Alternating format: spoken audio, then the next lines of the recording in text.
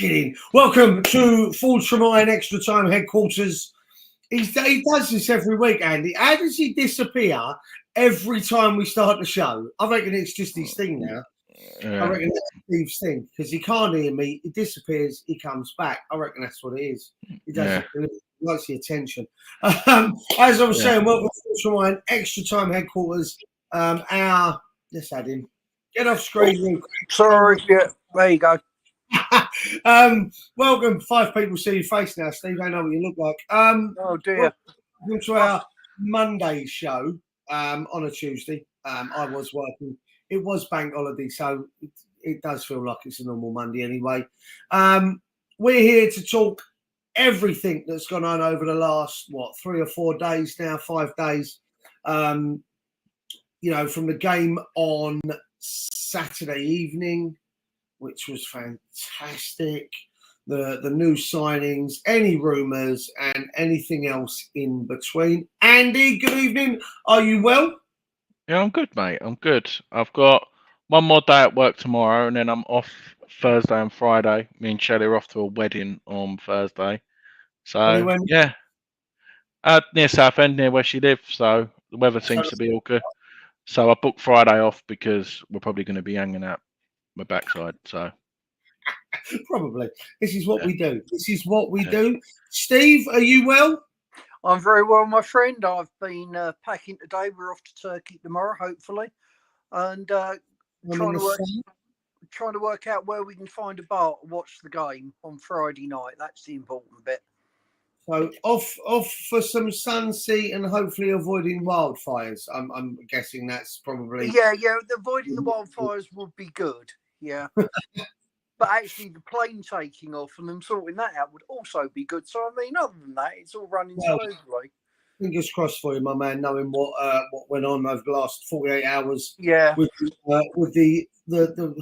the software, I suppose, is that what we're looking at? It was like a software error that pretty much ballsed up every takeoff and landing over the last 48 hours? That's pretty much it, yeah. That's what it is, isn't it? I was looking on the news today, and they reckon somebody entered a flight incorrectly, and it just crashed the whole thing. So human error. Sounds about right. Just turn it off and on again. It sounds like you and me on this channel, Andy. To be fair, when we're trying to, let's not lie. I mean, it's just on a slightly larger scale. Yeah, exactly. Yeah, a much larger scale. Yeah. You don't really want to be doing that though when you're in charge of multi-millions of airplane and aircraft over a certain amount of hours of a day. You don't really want to be responsible for that. So I can imagine the person that done that is probably absolutely bricking it right now. That there's a conversation to be had with his boss when he comes back, I suppose. Well, all the safeguards that should have been in place if something like that happened didn't work, so it's a bigger issue because people misenter that sort of stuff all the time. I think. I don't think we can blame him. I'll tell you what. Unless your flight takes off late tomorrow, Steve, I think we can let him off. What do you reckon? Oh, I'm all for that. Yeah. As long as you take off on time, you don't give a shit. Well, pretty much, yeah. Right, I'll tell you what. Right, what is she doing in my chat? Is she downstairs? She better not be downstairs in the pub. So I'm going to go throw a brick at her or something. Bloody spud. Diane, good evening. Just leave me alone. I can't get rid of her. She's in the pub, like literally from open till close. I don't work. I come on here with you boys, and she rocks up. Anyway. Is she a Spurs fan? I take it. Yeah, she's a spud. She's a Smithel. But it's all right. It's all right. We love her. We do love her. She's a wonderful woman. Oh, you forgot to mention anyone who wasn't here last week. We're streaming on both channels, by the way. Hold up, I haven't finished yet. Do you want to like one? Whoa! You're It's 6.5 minutes. No, guys, be nice to each other. Come on, no fighting on the Monday night. Fair enough. No, we are. There's how many people in chat? 13 in the chat. We are streaming live. We're getting the hang of this now across both channels, Full Tremine and Full Tremine Extra Time. Good evening, Tom. We are. Yeah, I'll tell you what, Andy. Like you did last week, then, sir. before we cover any of the other rumours and malarkey and rubbish that we have set up, I know you've got your presentation to give. Yeah.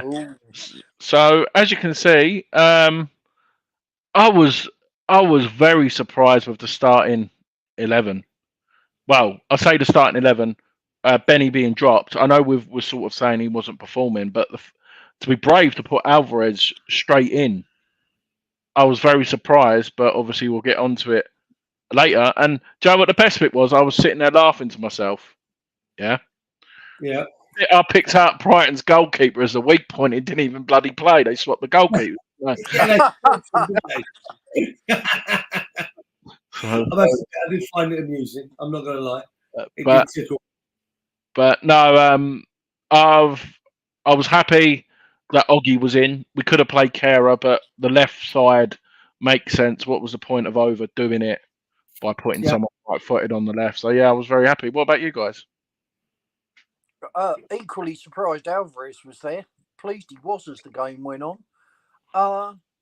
Yeah, decent start. I was pleasantly surprised by that team, particularly the fact that Alvarez played, because I wasn't expecting that at all. I was glad to see it.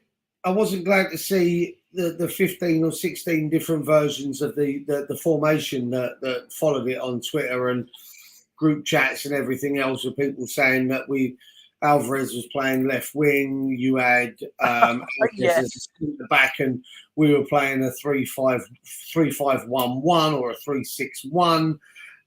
There were hundreds, like literally doing the rounds of formations. But just a 2-minute think about things would have told you it was a 4-1-4-1. And I was over the moon, to say the least. Absolutely over the moon. I'll come on to my individual kind of moments in the game as I watched it and have watched back on highlights. But no, buzzing, mate. Absolutely buzzing. Obviously, you were there at the game. What was the general control? You were there in the pubs as the lineup came out or on the way? Yeah, no, it was a bit of a weird one, to be honest, because like you said, we had to drive because of the train strike. So we rented someone's drive about 1.5 miles away from the ground, but we got there at like 1 o'clock. So then we got a bus which cost us £2, which took like 40 minutes to get back into the town centre because it's in the middle of nowhere, the stadium, if anyone has been. So we done that. We went in the Weatherspoons. Tom Skinner was in there as well. So we said hello to Tom. Yeah, so he was in there. He was flipping hilarious. He was. Yeah, and then we made we decided to jump in an Uber back to the ground instead of trying to get a train. The train times were just misleading, and then do you know what? I've got to give them credit for. They've got a taxi in and out, so they literally drop you in the stadium, and then the taxis go straight out. So it's not like they drop you off like around the corner. So yeah, they've got like the taxi rank within the. And the bus rank, so the bus is what come and everything. So yeah, the taxi just goes in there and then just goes straight back out. So so it was literally straight in the ground. We done, I can't remember the name of the channel off the top of my head. A Brighton fan come over, so we done a prediction on there, exactly like what we done on here. I went for a 2-1 win, and I did mention James Ward-Prowse will score, and he did. So we're happy about that. But no. So yeah, it was a good day. At the time we finished the fan cams and everything. I'll mention a couple of stories about the Brighton fans at the end. I won't bore everyone now, but yeah, Tom, just park. That's what I do when I come up. Yeah, saves a fortune. It does, really does. So let's get on to him, mate. Let's get on to this. We'll come back to this actually. We'll come back to the shots and everything. I've done it in the wrong order. Let's get on to this man. First goal for West Ham United, and I am absolutely buzzing. I don't know about you. Oh yeah. Go on, Steve. Oh, he's so much more than I expected as a player. There's so much more to his game. Everybody goes on about him being a set piece specialist that is a one-trick pony. He's so much more than that.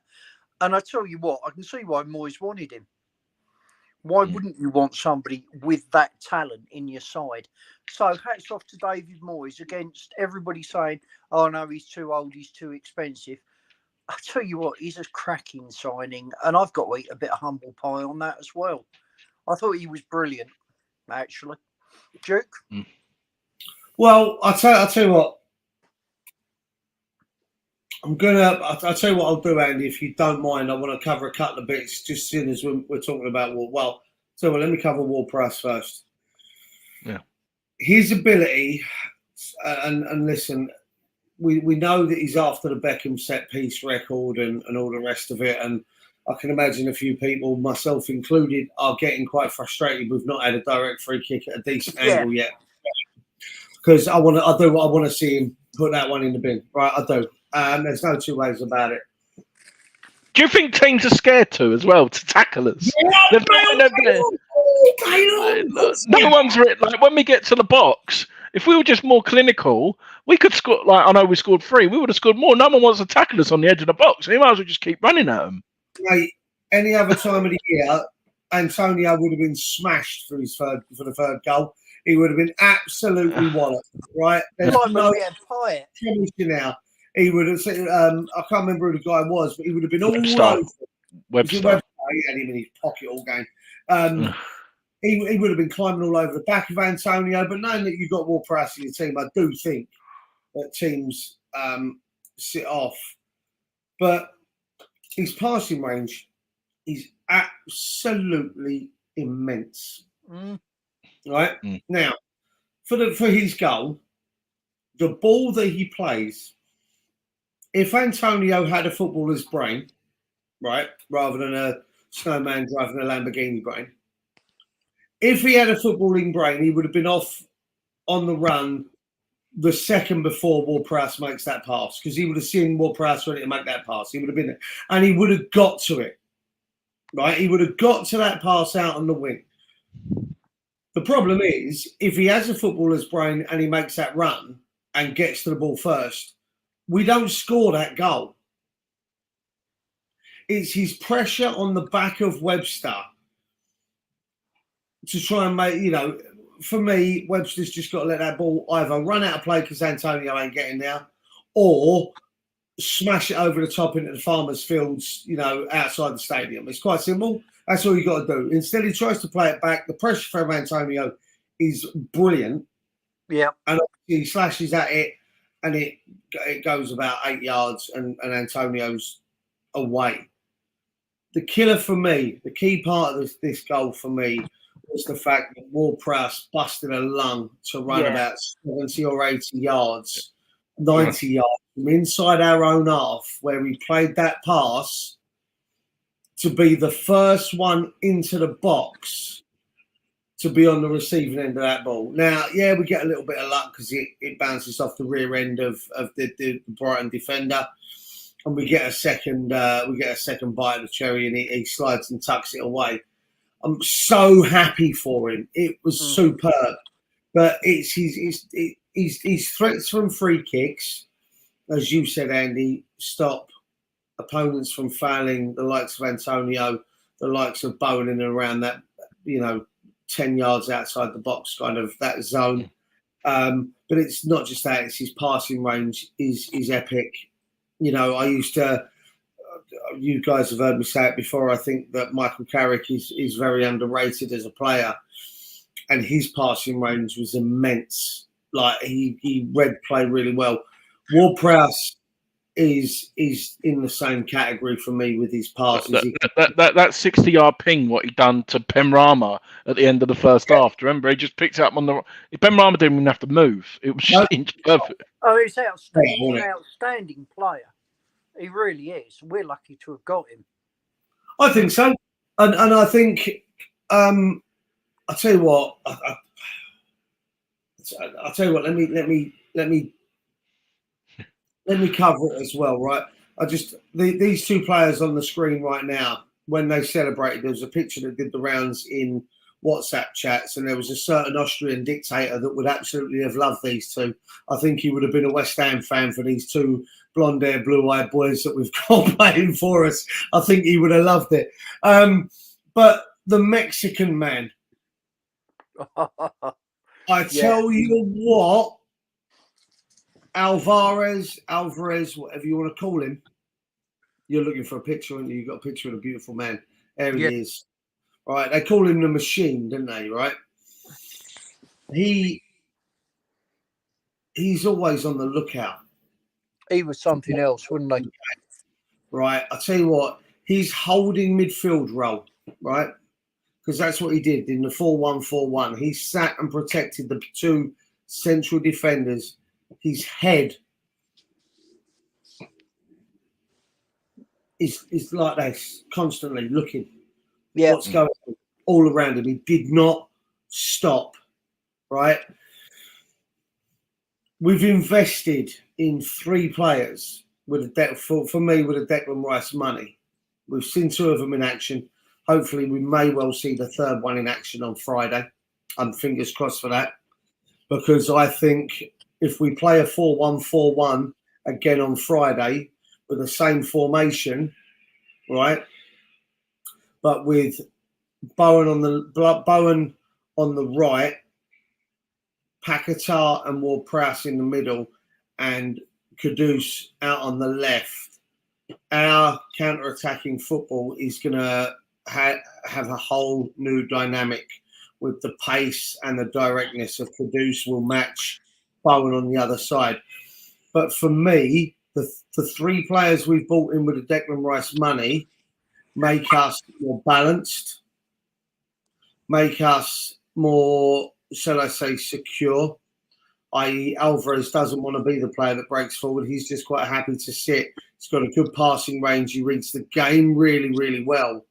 And for me, as I say, I think we look more balanced now. I think we look better going forward. I think we look more solid defensively, which we saw a hell of a lot of on Saturday. Yeah. He always sniffs out trouble. He sees the game 3 or 4 moves in front of where it actually is at the time. Very Bobby Moore-esque, Bobby Moore read the game so well. And his Cruyff turn in the middle of his box in the first half. Mate, I had kittens. Honest God. I had kittens. I wanted to punch him in the face, and then I wanted to kiss him all in one go. It was crazy. But that's where I'm at with this. I just think I take my hat off to Tim Steiden. You've got to. He's sat down. I think it was Holly on the West Ham network did a video earlier about how slow we were off the mark in the transfer window.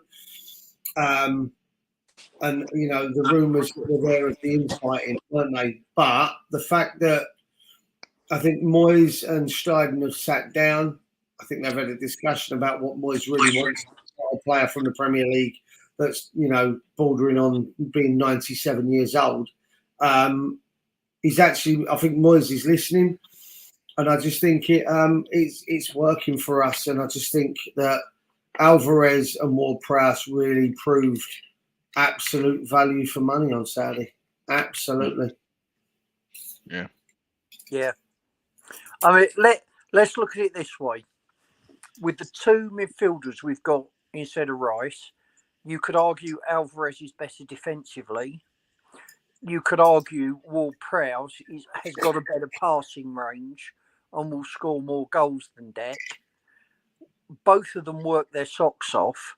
Now, that's with 2 of the 3. We haven't seen Kudus yet, but already we have upgraded from Deck with those 2, haven't we? I think so. And now you put Kudus in there and he works out, because it's a big ask. I mean, everybody wanted him, but nevertheless, he's got to come and do it. If he works out, you can't knock the club for the way they've spent the Rice money, can you? They've done a brilliant job. I will say, I think this, even right now, and we've still got 3 days left, Wednesday, Thursday, and then Friday. And I have taken Friday off of work. So there will be a live video on Friday. by me, probably across both channels like we're doing this,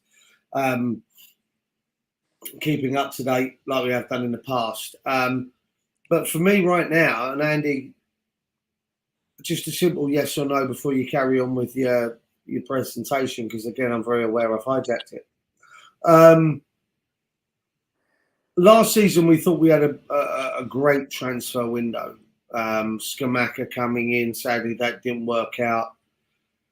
Paqueta coming in, you know, the signings essentially that we got in, I thought last season should have been something really exciting with the signings we made. Is this, simply yes or no, Andy, and then I'll come to you, Steve, is this the best transfer window we have had probably in the last 15 to 20 years as an overall window? I'll tell you on Friday if we get a left back and a striker, yes. Well, I'm going to come on to that towards the end of the video because there's a little bit of breaking news on online at the moment with regards to a certain player that it's on this screen this side of me that we're interested in. Steve, how about you? Yes or no with the window? Yes, as it stands, to be fair. I think it's been outstanding. And it could get better, especially with, like I say, especially with the news that's just broken about some interest. Andy, carry on with your Yeah, I just want to answer this question here from Tom, and I do agree. I do agree with this. I think Southampton, if we went in the 1st of July, I reckon we'd be paying 40-50 for him. But in the end, they wanted it, and we had negotiation. Alvarez, Kudus, we just offered more money than what Brighton did, so I think that is. But no, I've got to give the board, Steiden, Moyes, Noble, all of them credit for what they've done there. Yep. Yeah, it's amazing, I think, and it could get better. It really could. But let's carry on with it. Let's carry on with it. If we qualify for Europe again, Wolf, it'll be outstanding. I think we could. Hopefully, mate. We could. I've got a thoughts on that, but we'll carry on. I'd rather finish 10th and win the Conference League again. just the. Yeah, I can see that. They qualified for the Champions League, got knocked out of the group stages, and then won the Europa League. Yeah, yeah, exactly. Obviously, we'll move on to the second goal. Just pure Benrahma. He was knocking on the door before that, and that ball, and then 3 touches. What Jared Bowen done, and I'm sorry, this is my rant. If Mo Salah or Messi done that, this will be goal of the season already. But because it's Jared Bowen, they're just moving on. They just moved on about it. No one else has really mentioned it, really, if I'm being honest. But look, I mentioned it on my reaction when I done it. When did I do it? Sunday morning. We've seen Deck do this, kiss the badge, but it's totally different. I've got a different feeling when Bowen's done it. Well, again, I'll cover that a bit later. Because there's a worry. But no, I said it. I said it opening game of the season, Andy. When we played Bournemouth, and Bowen scored a wonderful curling effort for his goal. Yet when Bukayo Saka scored exactly the same goal, his was more powerful, but Bowen's was more carefully placed. Evening, buddy. Saka's goal was described by Sky Sports as a wonder strike, yet Jared Bowen's was only described as a wonderful curling effort. I mean, it's there. We know it's there. Like you say, if that's scored by anyone else, people are raving about it. You'll see it 15, 20 times on Sky in an hour. I'll tell you what, go back on the old channel, boys, and you would have all heard me say it, that I think sometimes Benrahma lacks footballing intelligence and football vision, doesn't know when to recycle the ball at times. I've said it since we signed him. I think there are times he's fantastic. And Sunday, that hold up of the ball once he'd received it, rather than trying to drive on and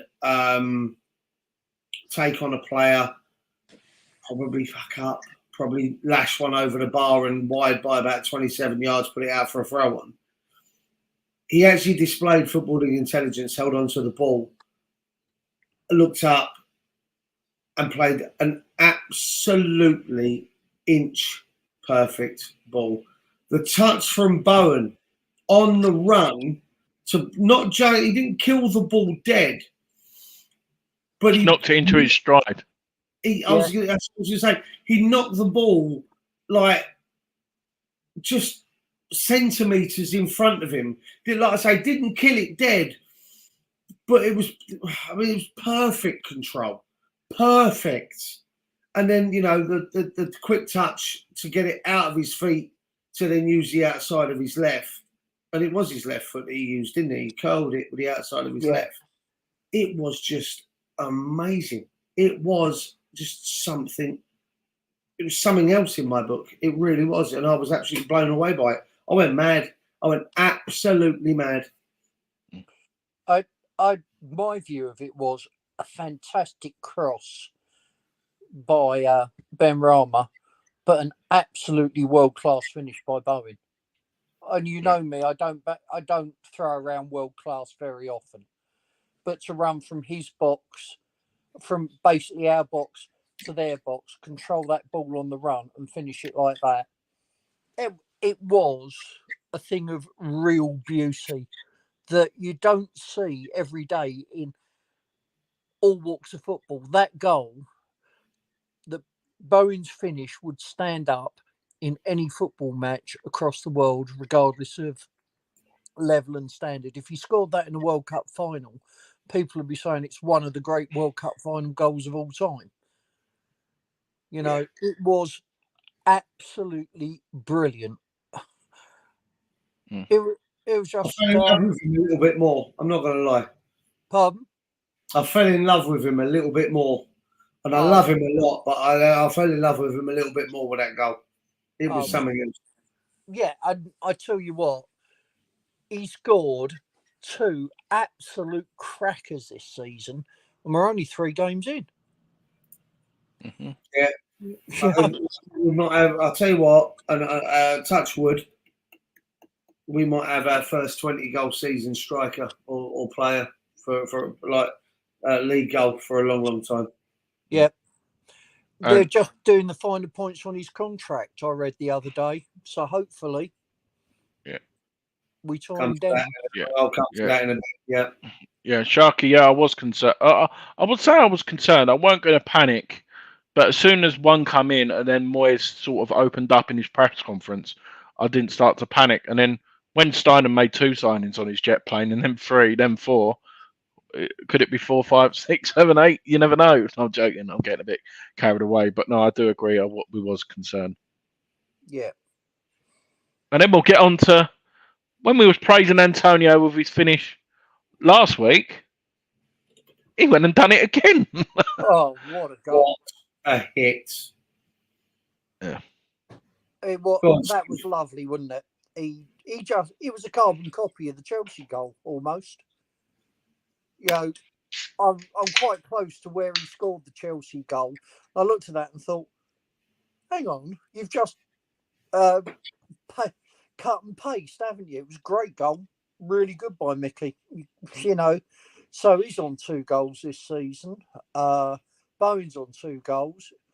Hopefully they can keep it going. But it was a terrific finish, from my opinion. Guys? I actually think the work he did before he hit the shot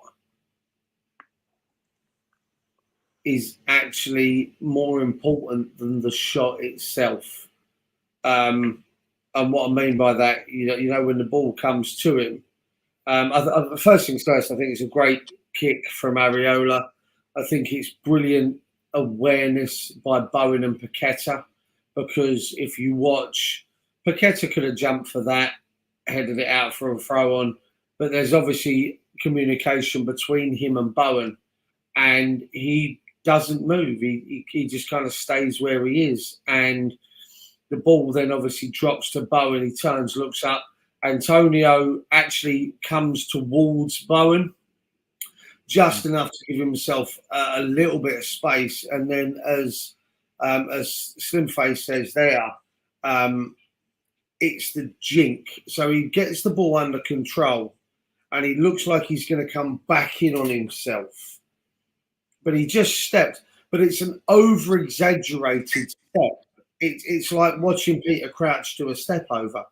It's not something that should ever be like witnessed, but it's an over-exaggerated big step back inside, which absolutely mullers Webster. I mean, the poor sod, I felt so sorry for him. But it's the step and then the comeback. It gives him that extra maybe yard and a half that he then gets to burst into the box and just, you know, not necessarily burst into the box, but just get that gap, you know, steps inside the box and just absolutely larrups it. And it's a really, really good finish. I'll tell you what, it's a finish from a striker. And yeah. I've hardly ever said that about Antonio, but that was a striker's finish. It was a really good. It was like playing on muscle memory, on instincts. The big step, the turn. It was a joy to watch. Absolute joy to watch. And go on, Steve. Yeah, the worst thing you can do is give Antonio time to think, isn't it? Yeah. If it's instinctive, he'll do something amazing. If he's got time to think and think, oh, what shall I do here? Like when he was through with the chance for a fourth goal, that's when he fluffs his lines. Let's not worry about that fourth goal. I didn't need it. No. and then as that goal went in, hang on 1 second. I know you've got it. Go on, come on. There's a sexy sod. There you go. There's me in the front row. Look at it. You look like you're about to jump on the back of the steward and ride him like a pony, to be fair. Well, this is my friend Hayley. Well, both of us sat in the front, and that's her turning round because you can't really see it. Like, I'm going to have a little rant because, like, it was dangerous in the end. You had, I'll say youngsters, probably 20-year-olds, literally pushing us out the way. Behind the steward here, you'll see someone who I know with his kid, and he had to help, like, cover him, and they literally just pile you and try and push you out the way. Try and push you out the way to get to the front. Is that the gentleman in the white, where the steward is in the yellow jacket? No.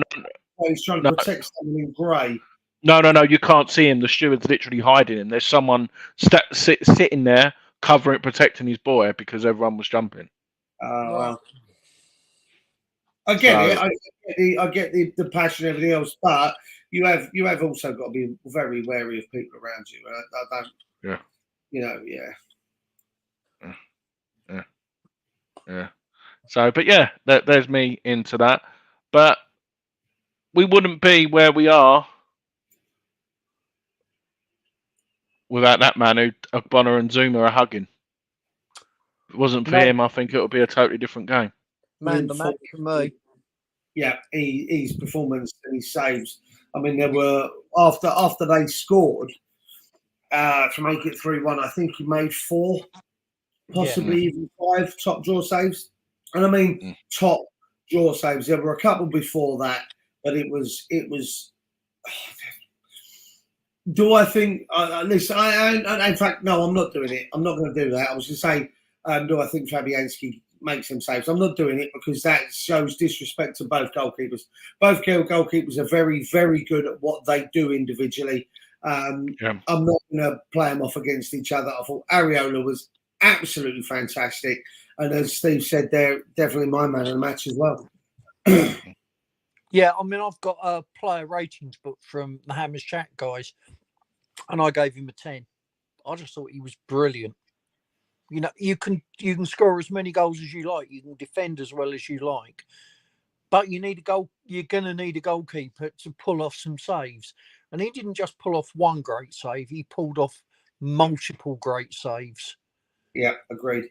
And I thought he was absolutely outstanding. And it wasn't easy to win man of the match in that game because we had an awful lot of very good performances as well. Mm-hmm. Did indeed. I think we were very good. Yeah. And then we'll just finish off with this quickly for this, and then we'll move on to St. Carl's. If you look at it there, the passes doesn't really matter. Nothing. Look, Brighton had 17 corners. Well, can I give you my thoughts on this? Because there was a picture doing the rounds 29 minutes in. Brighton had completed something like 222 passes. We'd completed 12. Yet we were 1-0 up. I've said before on the other channel, I was a little bit concerned with our lack of ball possession in the past. Tell you now, right? And I made a comment on Happy Hammeret's Facebook. She put something up about that we're top of the league. And I said something about Leicester doing it. Yeah. So why can't we? Right? Now, I'm not for any moment right now saying West Ham are going to win the league. So don't screenshot it, clip it, do whatever it is that people do and take my words out of context. I don't think West Ham will win the league. But if we continue to play like we did on Saturday and everything aligns, okay, Areola has a great game. We hit teams on the break and we score goals. If we were to have another, how many we played? 3. We've got, 35 games left of the season? If we have another 35 games like that and win games 1-0, I won't give 2 shits about stats and people sitting there going, oh, well, the football was shit. And there's been some stuff about a watch-along that's done the rounds over the weekends, and I don't necessarily agree with the kind of witch hunt that Nick got. But on the flip side, I do feel he should have been a little bit more excited, but that's me. That's all I'm going to say on that. But if we play like that every week and we nick a game 1-0 or we win 3-1 and we go on to win the league, am I going to give 2 shits about the style of football we had? No, I don't care if we win the next 35 games playing defensive football, having three shots. No, that's ridiculous. Let's say 7 shots on target a game, 12 shots on 12 shots a game, having 22% possession, but we win games 1 and 2-0 because we defend resolutely and we do what we can. I won't care. I think with Kudus coming in, it's going to give us another way out, more pace on the other side. I think it's going to allow Bowen and Antonio to have support quicker because, you know, we're going to have some pace in the team. So I'm very, very interested to see how the season plays out. I'll be honest, I don't care that they had,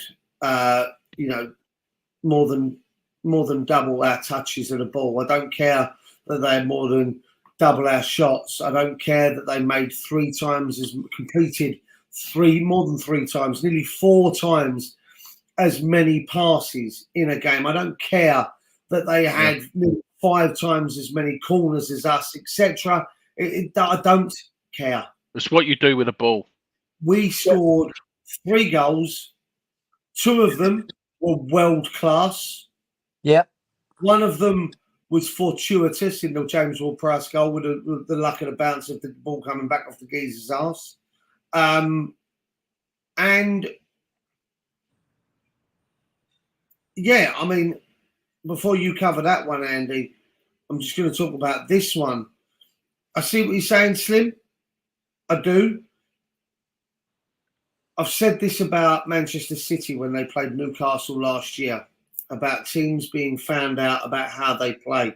It's all well and good finding out how teams set up and finding out how teams play. The key is being able to unlock and deal with that. Yeah, Newcastle last year couldn't stop Manchester City coming back into the game. Yeah. Again, Sheffield United, I thought, played brilliantly against City the other day, yet they still found a way to win a game. You have to find a way to break teams down. With Alvarez sitting there holding, I think we have a fantastic, as such, back five now. But we also have a fantastic forward-facing front five in, Paqueta, Bowen, Kudus, Prowse and Antonio. Maybe something else going on over here on this side of the screen. I really do think that we should get excited about results. I'm not saying get excited about the football. I think people are going to have to be accepting of the style of football we're going to be playing for the next, the next 12 months until Moyes' contract runs out and Steiden goes off on his jet plane again and goes and finds us a new manager. Steve, any thoughts on what I've just said there? I agree completely. It's all, you go out on a football pitch to win the game, don't you? How you do it is,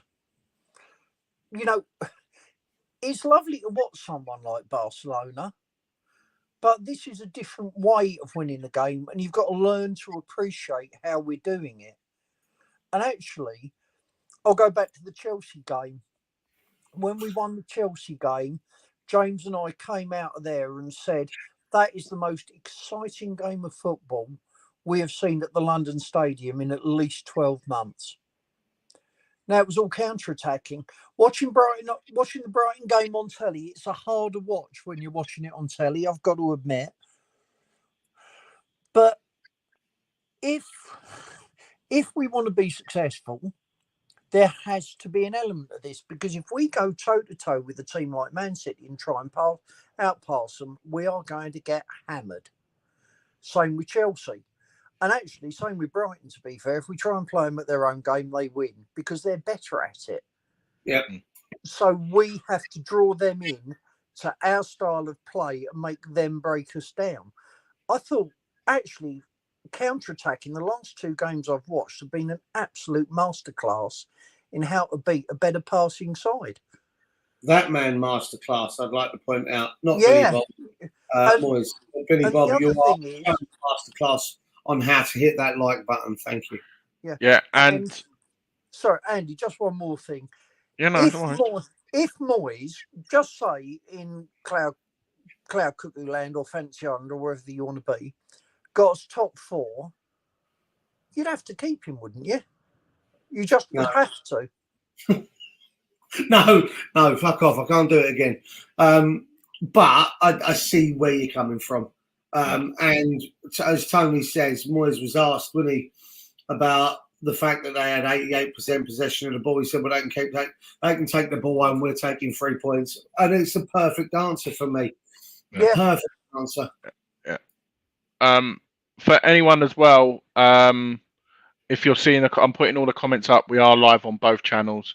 If you're watching on Forge Remind Extra Time, make sure you go over to Forge Remind West Ham United and subscribe to that channel. And if you're on Forge Remind West Ham United, make sure you go and find Forge from Iron Extra Time, and you'll see content what goes up on both channels as well. Sorry, that was a bit of a mouthful there, wasn't it? Yeah. Yeah. Right. More positive news. Did you just want to cover that one? I know you had it up on screen for a bit. Did you take that one? Wolf, I'll see how it happens on Friday. That's what I'm going to do. We've played two tough sides in Chelsea and Brighton. I think he's had to do it, to be perfectly honest. It's not that he's... I'll judge him on Luton. And then you'll probably see him go more defensive for Man City and Liverpool. That'd be an interesting battle, Paqueta versus Man City. I'm looking forward to that. But we'll save that for that preview. So, yeah, that's just my opinion on it, on that one. And... obviously, we had some nice news happen to us. Obviously, this man doing his business, so cool in his jet plane, doing bits. She looked happy, didn't she? Yeah, she's lost $4.5 million for not going to the Saudis.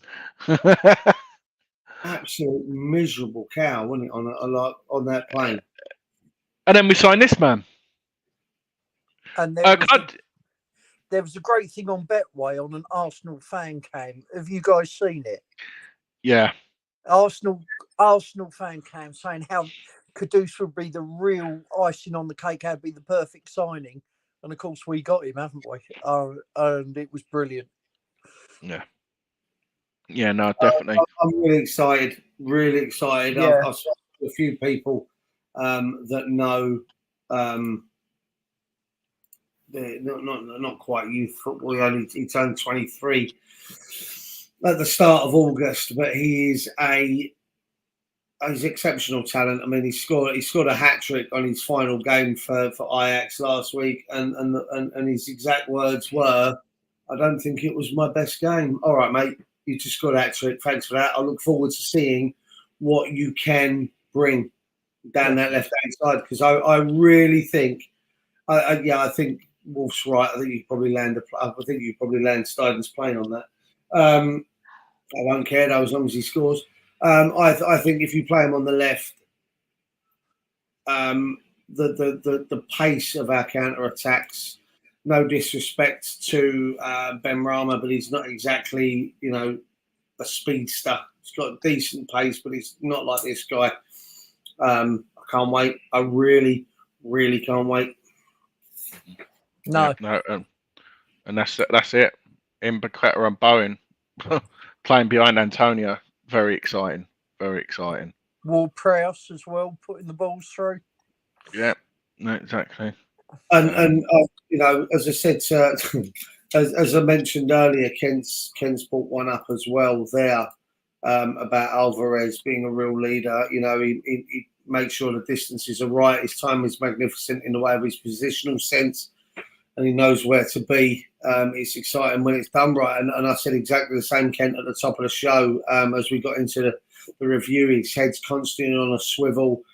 His reading of the game's fantastic. I likened him to Bobby Moore in the sense that he can see things 3 or 4 moves, like a chess player, 3 or 4 moves in front. Bobby Moore was fantastic at it. Yeah. I'm not saying Alvarez is better. I'm not. Please don't start doing that. But I'm saying he has that same sort of mentality of being able to see the 3 or 4 moves ahead and the passes and where to be. I think he was designated to man mark Ferguson and go wherever Ferguson went. And the fact that this guy,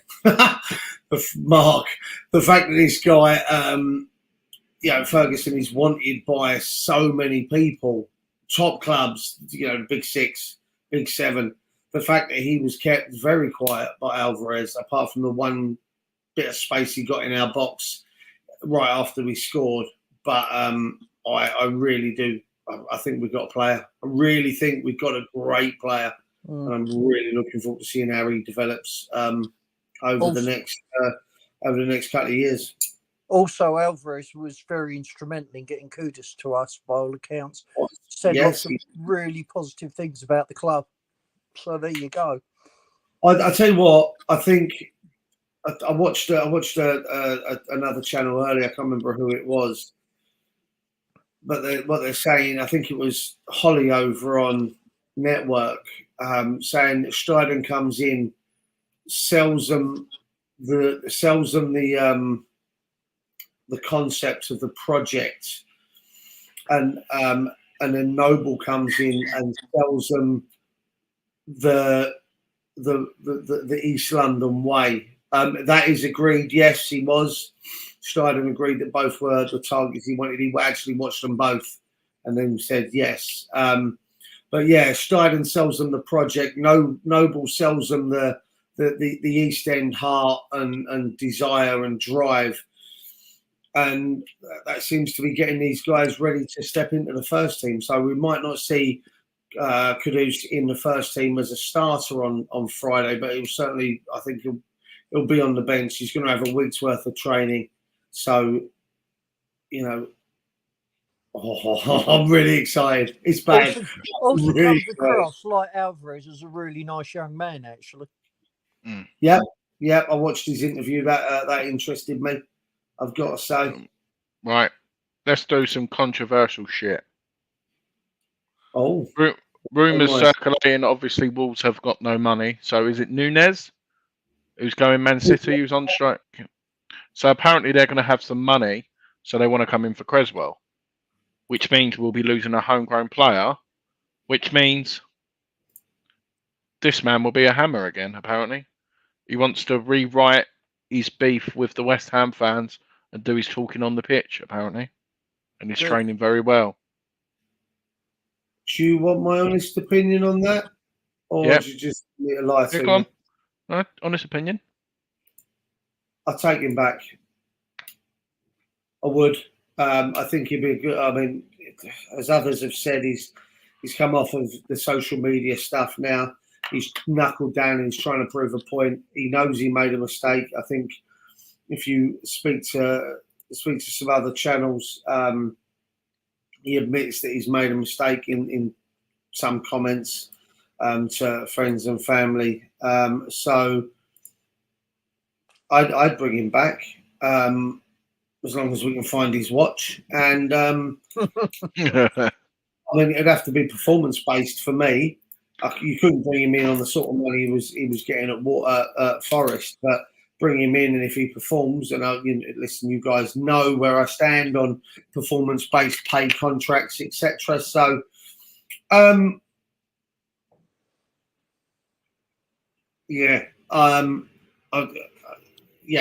be quite happy to see him come back. I think we know how to get the best out of him, as Sharky says. Squad player, but a bloody good squad player. I really do think, Yeah, Ken, apparently talks are good and we've got a good relationship with Chelsea. I can see us maybe getting this over the line. I think they want 20 million. I'd pay that. I really would. Yeah. I'd pay the 20 million and get the deal done. Me personally. I have something else for you in a minute. Yeah. Okay. On the Lingard thing, he's a quality player. Okay. He's eating humble pie now, which goes a long way with me. But he is a quality footballer. We get him for nothing. I mean, if we bought him after his loan period, it'd cost us 30-40 million. Free? Yeah, please. All right, we are 18 months down the line, but I know where you're coming from. He's still a good player. I don't think 18 months has made that much difference. If he wants to come back and prove a point, I think he'd be great for us, actually. Mm-hmm. I'm all Definitely. for it. Obviously, I'm going to save that for you, Duke, obviously, with potential other signings who we've got coming in. But obviously, there's rumours about this man leaving the club as well, going to Everton. He's not the only one. He's turned it down. I read. Oh, is he? I read he's turned it down, yeah. Oh, okay. Thanks, Steve. I'll move on to the next slide. That part finishes. If true. Listen, there's no guarantee he won't be going. I mean, I think there's about 8 possible outgoings. I think Benrahma, Zuma have both been linked to Saudi Arabia. I think Fornals has been linked to Saudi Arabia, as well as going back home to Spain. Cressy has been linked with Wolves. Danny Ings has been linked with Everton, and I think 1 or 2 others I can't remember. Johnson's been linked with Southampton and a couple of other Championship and Premier League clubs. Who was the other one that was on the list? I can't think. There was another one. But anyway, it's we've got an interesting 4 days now. there is an outgoing that does concern me, and it concerns me massively because Steve said earlier about the final details of his contract. The fact that we've only got 3 days left in the transfer window, it doesn't leave us a lot of time. So the rumours are, that ain't even a rumour, the Saudi League want Mo Salah from Liverpool and are willing to drop an absolute bundle of cash on a table to sign Mo Salah. Like ridiculous money to Liverpool. Ridiculous 150 million in that? Yeah. Which for me is ridiculous money for Mo Salah, no disrespect. Right. He's 31. Now, the problem there is, who do they go for? Well, one footballer running the story that, all right, it comes from caught offside, so don't necessarily read too much into it, but I have seen it on other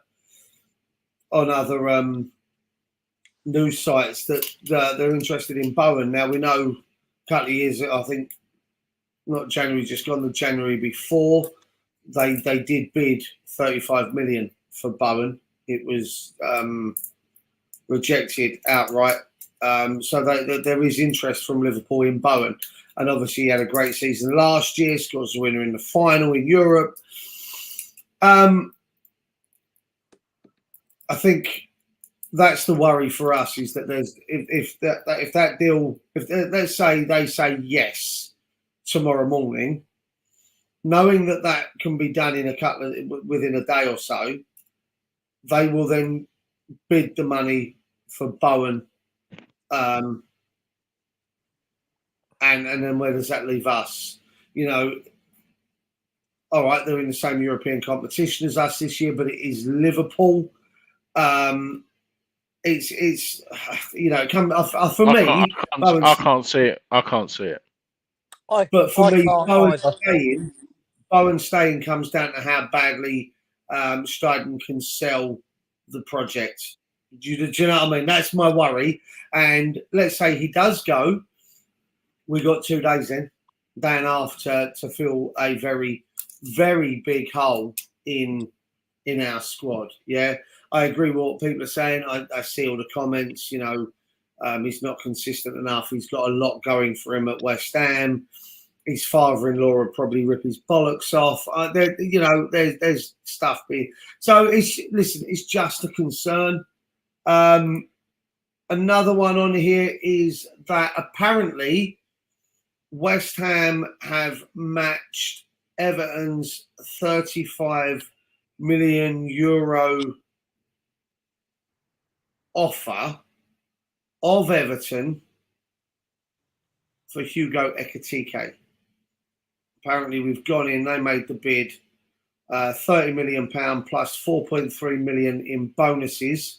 But West Ham have now gone and dropped that in the lap. That comes from the Premier League Index via a tweet from Sport Zone. But we've already agreed personal terms with Ekitike. Steiden has already been talking to Ekitike, and we have already agreed terms with him. So now it's just a case of agreeing the terms with PSG.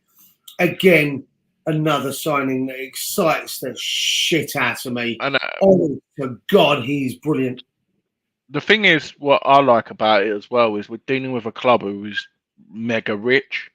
So they would accept David Sullivan, pay over 5 years, etc. It's not like a team who's struggling with money. And I think that's where it will come in our hands. And I'm not going to sit here and say I've seen him loads. I've probably seen him a few times, maybe a couple of times in the Champions League. But I think his mould fits the Premier League. Yeah. But if I'm being honest, if I had to pick the two, I would still go for Jonathan David, but he won't cost 35 million. He'll cost close to 50. So if Ekitike is the one, then for me. Yeah. Well, apparently Ekitike is wanted by, or shall I say, let me rephrase that. PSG are interested in a player called Randall Kolo Muani, and are willing to use Ekitike as a sweetener. But as I've said, we've already agreed a package with Ekitike, so it's just a case of agreeing a package with PSG. I think one thing that does play into our hands slightly is Everton are on the verge of signing. Is it Udinese's Beto for 30 million quid? He's 25-year-old Portuguese centre forward, consistent in Serie A, and it looks like that's going. That's going to get over the line, so that gives us the chance to maybe sneak in. Kent's just said the Frankfurt deal with Hugo was rejected, so hopefully, Kent, I mean, that would be good. I mean, Ekitike for me, Steve, I don't know what you know about him, or I don't know much about him. Everybody universally is saying he's a really skillful, good player. The one concern, I think Gonzo raised it actually in our WhatsApp group, that maybe he's not physical enough. Now, I haven't seen enough of him to know either way, but that is the only concern I've heard about him. So I don't know enough about him to make a real comment, but from what I know, I think he would be a very, very good signing for us. I mean, I just seen what Ken says about Beto being done. So that again, I know that. Well, from what I understand, they were looking for 2, but obviously that's a big chunk of change. 30 million quid for Everton. And they're being investigated for financial fair play as well. They've got to be careful. So I can't see them whacking another 30. I think we're being clever with our signings. Arsenal were very clever with the was it Rayo? The Brentford goalkeeper. Loan with an option to buy. Yeah, he signed a new contract, but what they did was they signed him on loan because we kind of fucked up their plans because of demanding, a significant chunk be paid like it was. So they couldn't afford to go out and buy him because of financial fair play for them. So they had to loan him. But it looks like that actually does Brentford a favour because Brentford then got him to sign a new contract with a release clause, as far as I'm aware. So then that release fee plus, an obligation or, intention to buy does Brentford a bit of a favour anyway. Ken, I don't know what you know about the next. Well, not. Sorry, Duke. Can we just do this one for me? Yeah, go on. Mandy reckons, could Liverpool make a crazy offer for Paqueta maybe if Salah goes? I can't see him playing on the wing though. Not while the investigation's ongoing. Yeah, I was going to say with that over his head. Yeah, I think that'd be the interesting one. Yeah. Sorry, go on, carry on. That's right. Wolf mentioned earlier that he'd rather have Ekitike over the young lad in Brazil, Yuri Alberto. According to something on OneFootball again, West Ham are going to have to pay around 25 million euros for Yuri Alberto. To be honest with you, he scored 21 goals, 9 assists in 73 games for the Brazilian outfit. Again, if it's 25 million euros for him, 35 million euros for Ekitike, I think it will really push us close to our kind of financial fair play. That being said, I think it also might well spell the end for Antonio. As I said earlier, that was the 8th player linked with Saudi as well. So I don't know. I mean, I saw a video of Alberto that someone had put up on Twitter yesterday, and it didn't paint him in a great picture. But on the flip side to that, some of the other stuff I've seen isn't too bad. And then the final one is one that really does kind of pique my interest. I don't know. It didn't say that in the report I've just read, so hopefully not. So the last one I've got here, and Ken, you can let me know. Liverpool target will push for a £35 million exit on one condition. As Klopp's men hatch plan to close signing. And it's a player, it's a defender in the Bundesliga, Piero Hincapié. Oh my God, he's unreal. What, Hincapié? Yeah, it's brilliant. Yeah, he can play centre back and left back, and he's fucking rapid. And what are we looking for? A left-sided centre back? Okay. And he's rapid. Yeah, mate, and he off a shovel. He could also, believe it or not, he has played in a holding role in pre-season. Oh wow! So again, not adverse to that shit. Yeah, no, we can. I reckon we'll be able to figure that out with the academy players. I think they'll be clever with it. But he, so apparently both us and Liverpool are interested in him. He's only 21 and would love to play in the Premier League.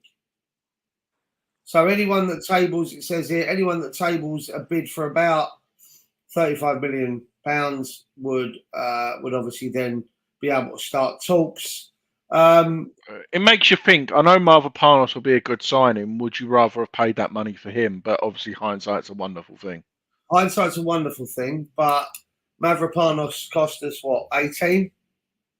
Yes, it rises to 25 after add-ons, I think, in it, something like that. So again, he's 25. He does have Premier League experience. Yeah. I mean, I still think it's a good signing, but I mean, if I had to pick out of both of them, I definitely would have picked Thingy. Oh, I would have picked in Cape, in Sape, whatever his name is. I mean, I see what Kent says there about running close to the wind, especially Premier League squad. 28 players, X amount have to be homegrown. You also have to have some academy homegrown as well. I think the likes of Mubama, although he doesn't have to be registered. Skulls is there. Coventry's there, but we might see him move on.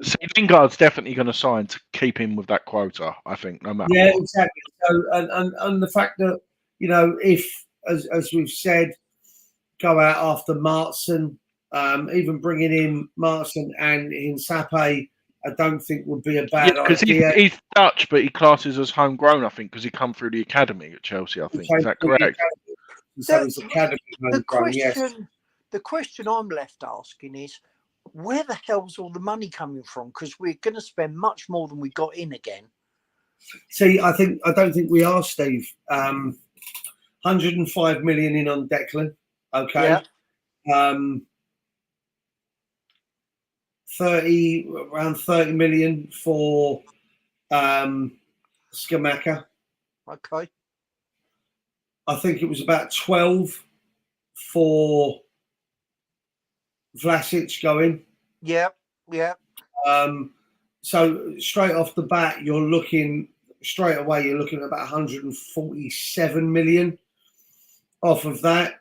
With what we've spent 102 on the three midfielders. You had say 18, 19. I say 18 on Mavropanos. You're then looking at 120. So we spent about 120 million quid. If we're clever with the rest of it and we figure out payment plans, as someone mentioned earlier, Kalana, and it and all the rest of it, there are ways around it. It's gonna be interesting.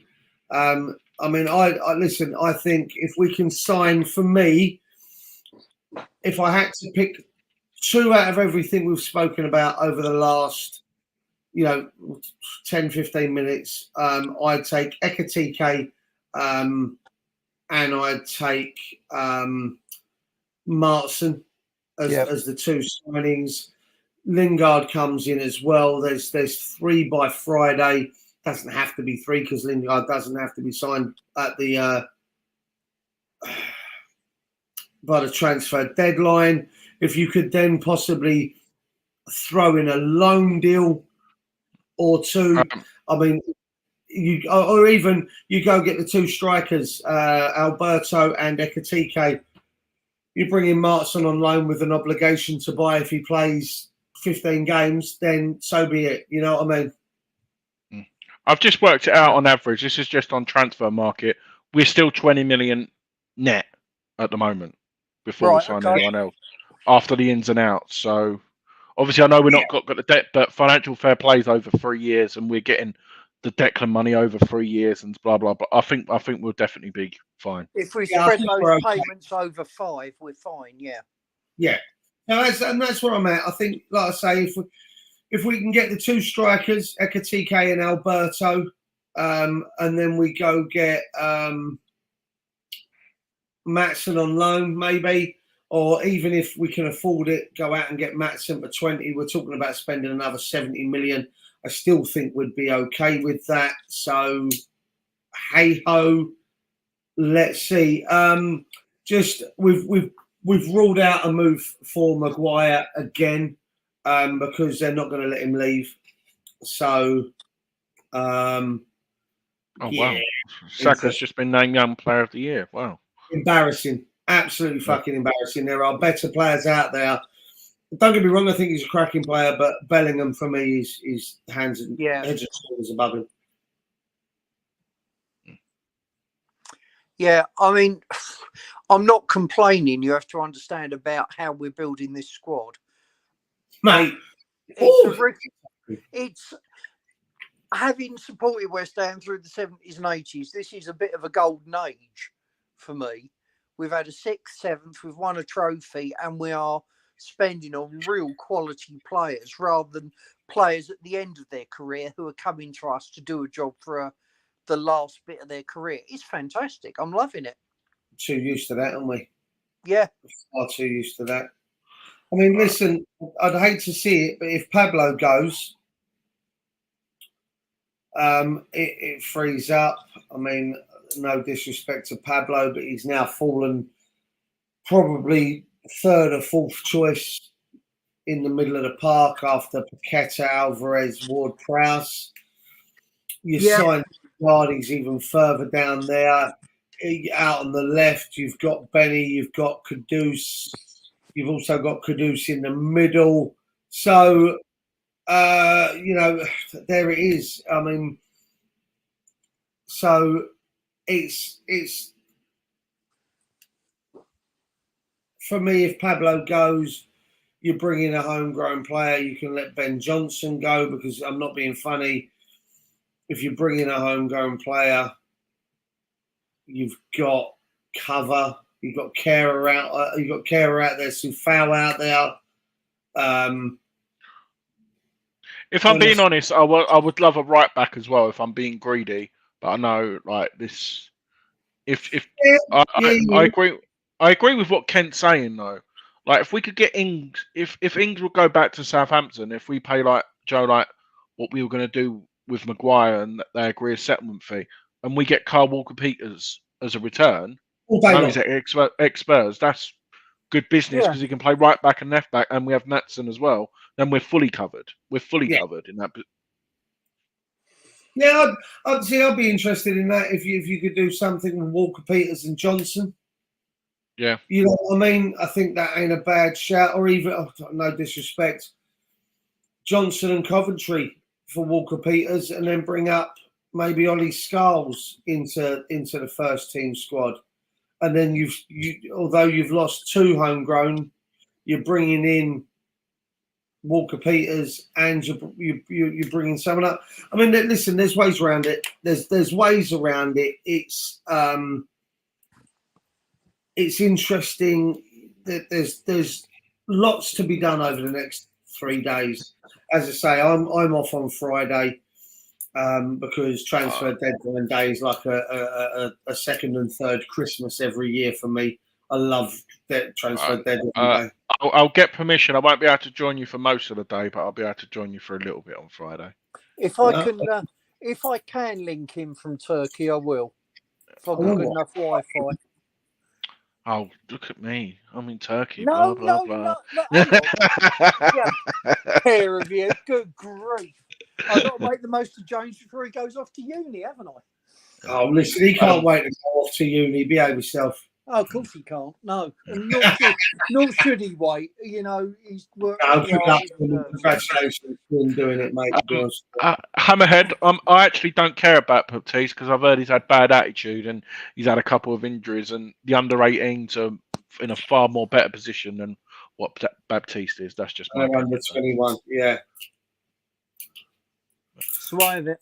Ken says, what's this one? Borough want Johnson. Could we swap him for Isaiah Jones, who can fly it right back, right midfield, and play right wing back as well? That'd be an interesting one, mate. I mean, I don't know much about Isaiah Jones. I will defer to your knowledge of him. He is good. Michael Carrick's got him playing, and like you said, like even if you want to, you could even move Bowen up top. I know Kudus don't play on the left. Have someone, if you wanted to go pace galore, then you can play him as well. And we've got that option of playing free at the back. Alvarez dropped in as a centre back quite often, so we can really be. But you know what? I think Moyes has just realised he's got to play.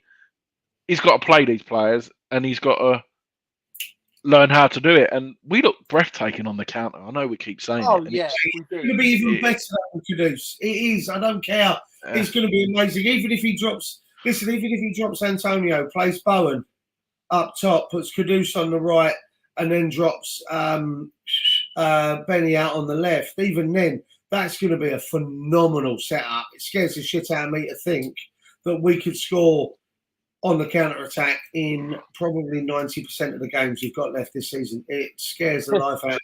And we might have Lingard on the bench. Huh? And you might have Lingard on the bench. And do you know what that means as well? Do you know what this means as well? We won't have two goalkeepers on the bench no more. No, we will. Don't get too Right, listen, guys, there are 48 of you in the chat, right? Let's not take the piss now. Let me go onto YouTube on the other screen. Hopefully, my volume doesn't blow up and take me head off. That's on loud. We've only got 15 likes on the video on the Forge from Iron channel. So those of you that are on, 49 of you in the chat, get your rear ends over to either the Forge from Iron West Ham United channel or the Forge from Iron Extra Time video, and give us some likes, guys. Give us some love. And if you haven't subscribed to the other one, subscribe to them as well. So you didn't even give me a chance. You just decided. There's 27 of you watching on the Extra Time. So that means there's 22 now watching over on the original Forged channel. So come on, give us some likes. 16 on the Forged from Iron channel, Extra Time channel, and as I say, 15 over on the other one. So there's still a couple of you that haven't liked. Let's give us likes. See, that's what Lucas said. Look, Alvarez, James Ward-Prowse, Paqueta, and Kudus is a diamond. Oh, mouth-watering. Absolutely mouth-watering. I'm scared. I'm scared for the opposition. I tell you what, I never thought I'd see a day when we had potential to have a side this good out on the pitch. It's phenomenal. It really is. I mean, I've been doing this channel, the original channel, for a little over 2.5 years now. Coming up, actually, where are we? 2.5 years. I've been doing the original channel, and right now I think this is probably the most excited I've been for a future We won the trophy last year, and that was amazing. So, in the comments there, it was, we've got a scary attack. Yeah, we have, and we've got a damn brilliant defence as well. Well, I said it earlier in the game when we played against Brighton. If you look, we kind of had a back five of Bonner, Zuma, Emerson, Soufal, and Alvarez. Then you had a front five of Ward-Prowse. You had Ward-Prowse, Antonio, Bowen, Benrahma, and Paqueta, right? Those front five defended alongside the back five. Yeah. But that goes to show you two banks of five that can muck in. The front five will come back and help. The back five will also go forward and help. I mean, I'm not being funny. Emerson, Soufal, they will get up and down the pitch. It is, as I said, I don't think I've been as this excited for a future for West Ham. We've never had it easy. I was talking to someone the other night about the bond scheme and everything else and stuff that we've had in the past, the flags, in the centre circle against Burnley and back in the past as well. And now it just feels like a really good time. Right now, the transfer window started slow. Right now, it feels exciting. It seems I'm looking forward to what's to come. You know what I mean? Yeah, same here. The years and years and years I've gone into seasons thinking, here we go. Can we scrape enough points together? I'm looking at this thinking, if we get this right, we'll give anybody in the league a game. Oh, anyone. Yeah. So, you rock up to Liverpool, and back in the 70s, it was, well, how many are Liverpool going to put past us at Upton Park? All except that one unbelievable occasion when we beat them 2-0. But it was a case of how many we're going to lose by. Now it's, can we turn them over? And there's a genuine chance. What are our next 6 games, 5 games, 4 games? Luton City, Liverpool away. Don't know after that. Sheffield United at home. All right. Luton, Sheffield United, you've got to expect 3 points from. No disrespect to either team. And then Newcastle at home and then Villa away. I can see us from our next possible 12 points. I can see 7 coming out of that. A draw against City or Liverpool, and then beating the other 2 sides is what I would expect now. Yeah. Liverpool didn't look good until the last probably 20 minutes against Newcastle. I see what Ken's saying. Ken's being very pragmatic. 33 points away from safety. Let's not get too carried away. Let's hit 40 points and go from there. Win the Europa League group and go from there. But we can dream. I know what you mean, Ken. Yeah, I know what you mean. But I do feel like we can compete against the big boys with our style of play. I'm not necessarily scared to come up against City and sit back, knowing now that we've got an outlet of the players that we've got. We always seem to do well. We've got City at home. We never really get. I know Haaland destroyed us last year, but we've had a couple of draws at home. I think we've beaten 1-0 as well, or something like that. So it's not to go at, but after the Villa game, this is the ones in the end of October. Going into. Sorry if it seems like I'm jumping the gun. We've got Everton at home, Brentford away, Nottingham Forest at home, Burnley away, and then Palace at home. Yeah. That's got to be. We've got to be focusing wins there, Andy, haven't we? Yeah. Oh, yeah. Go on in, Mandy. You ain't got to put your hand up. You can just ask it. It's not a problem. On the money, Steve. Me too. Brighton have suspended Carlos Baleba from Lille in France. 19 years old. Fee worth about 30 million euros. They see him as the Caicedo replacement. Not that he was missing much after the game against City, Chelsea. Sorry, Was this your question, Mandy? How's he going to get on with Moyes? I ain't got a clue. Hopefully, he might rub off on him. Not in that way, but in a, you know. But we've said this with players when we signed Bowen. It was like, how was he going to get on? He's a very attack, and look, Bowen's a workhorse. Emerson, like when we signed him, since about March, this is a big call. People can tell me if I'm wrong or in that. I know Bowen scored like the goal but I think Emerson's been our most consistent player since about March. Yeah. I know he had a bit of an off game on Saturday, but I still think he's been our most consistent player, I feel. Oh, funny, I thought he was decent Saturday. He gave the ball away a bit sloppy, and did you see him when he got a bit too excited when he ran inside? He didn't know what to do. He was like, kid, he was like, oh, what do I do? But yeah. No, I'm looking forward to it. I'm looking forward to Friday.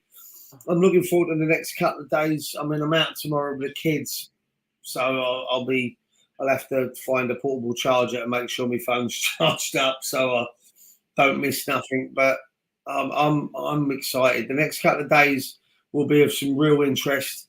You know, transfer deadline day Friday. We play again on Friday. We can go top of the league on Friday. Well, we will go top of the league with a win. Even with a draw, we'll go top of the league. So we can sing that song, you know, from kickoff. Tongue in cheek, obviously, same as West Ham, I'm asking. But this could be a good time for West Ham, and I'm looking forward to it. We're going to call it a day there, unless you boys have got anything else you want to add. No. No, it's just we've not gained any subscribers on the Extra Time channel. So anyone who is on the Forge or the Forge from I'm West Ham United channel, make sure you go to Extra Time and subscribe on there. It really does help us. Also, like, comment, you know, share it amongst your friends. You must have West Ham family and West Ham friends in your company. Just let them know. Oh, guys, jump on YouTube. Got a trio of idiots that like to prattle on for an hour and a half about West Ham and stuff. You know, so you know, let them know. Let them know we're here.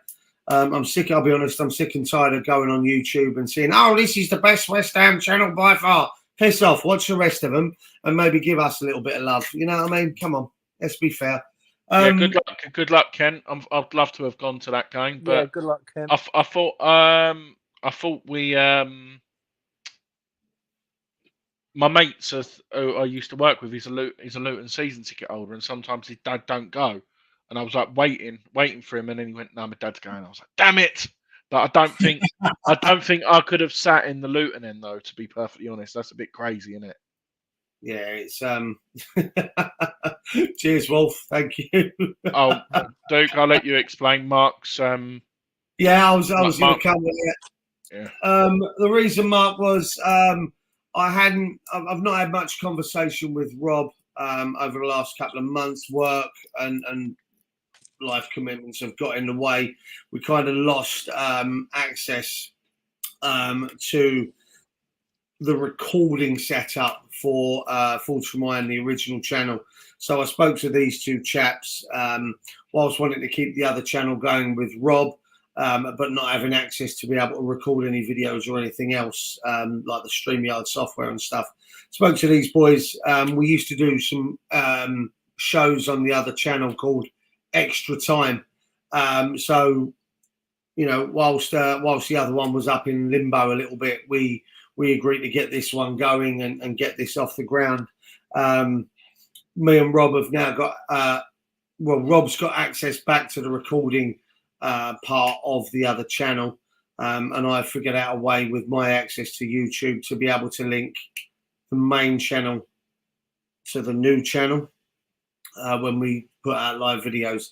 So it's just a way of being able to keep content coming. Hopefully, you know, Rob will be back and we can continue, myself and Rob on the main channel. Me and Andy and Steve have then got this channel to continue pumping out our garbage, and you can listen to us talking shit for an hour and a half. But we enjoy it. Hopefully you guys enjoy it and we can carry it on, you know. So fingers crossed. Steve, any words from you, good sir? No, just thanks to everybody for listening and subscribing. Really appreciated. I hope you enjoy your holiday, my man. Go away to Turkey and with the family, and really enjoy it. And then when James gets back, good luck to him starting university. Thank you very much, Andy. Yeah, Steve, have a kebab for me. I will do. I'll probably have several. Mark, it is coming back. It is coming back. Yeah, we are. Yes. Yes. It is coming back. I think we might. Tell you what, we work backwards and start with last year because that'd be fun. We could do. We'll work it out. Well, there will be something. There will be something coming back. Don't you worry, guys. Yeah, I think the next season is Glenn Roeder's first season in charge, and then it goes downhill for a couple of seasons. So, it's going to be. Yeah, we'll we'll figure it out. I mean, listen, it wasn't the greatest of times, but that's part and parcel of being a West Ham fan, isn't it? It's just exactly just the way it goes. Boys, thank you very much for joining me. I've enjoyed this one, talking about the game, and obviously, any transfer rumours. It's not necessarily a match review as such. It's it's our extra time headquarters show, so we do talk about everything else included. We do reviews. I know, Steve, you're not going to be about, are you, for the review for Luton? Just Andy, you and me will have to figure something out, even if we mishmash a couple of videos together to put them out. But we'll figure something out. Thank you, everyone, for joining me. We got one more thing to say, Andy. Well, maybe two. Come on, you irons. Come on, you irons. Come on, you irons. I'm not doing it. Clips is gone. That was a tribute last week. I'm not doing it. Tribute. All right, I'll let you off with that one. Yeah. Guys, thank you very much. Good night. Good night. Thank you, Jesus.